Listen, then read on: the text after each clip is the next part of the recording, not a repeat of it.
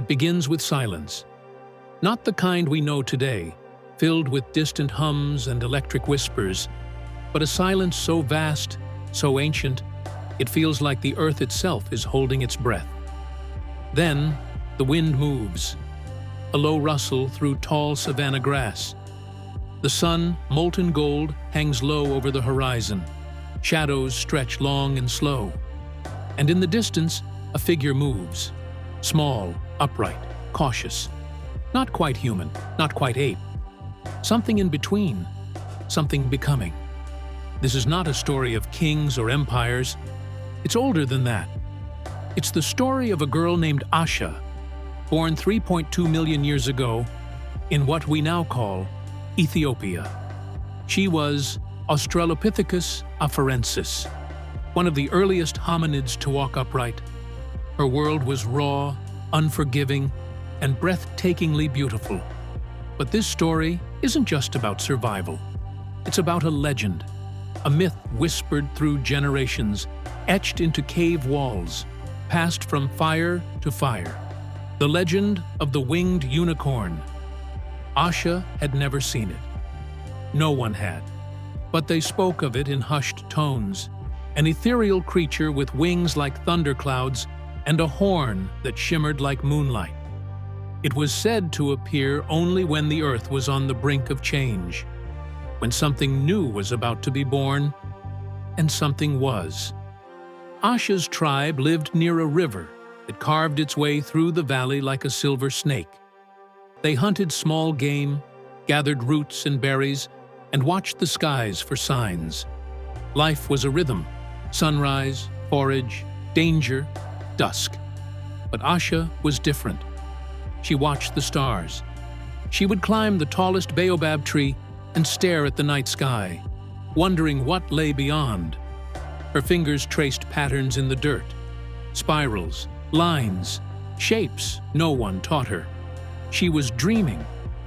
And in a world where dreaming could mean death, that was dangerous. One evening, as the fire crackled and the elders told stories, Asha asked a question no one had dared to ask. What if the winged unicorn is real? The tribe fell silent. Her mother looked away. Her father's jaw tightened. The oldest elder, a man with eyes like stone, leaned forward. "It comes only when the world is ready," he said, "and we are not." But Asha couldn't let it go. That night, she left the safety of the camp and walked into the darkness. The stars above blinked like ancient eyes. She followed the river, her bare feet silent on the cool earth. She didn't know what she was looking for, only that something was calling.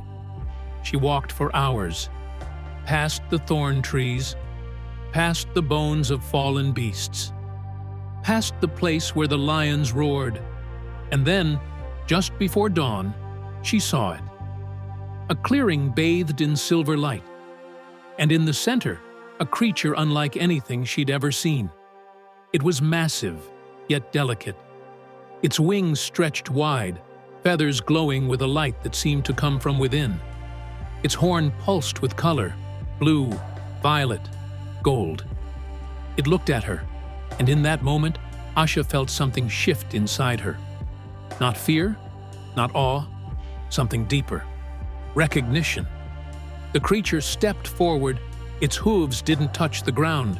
It lowered its head, and Asha reached out. Her fingers brushed its mane, and a vision flooded her mind.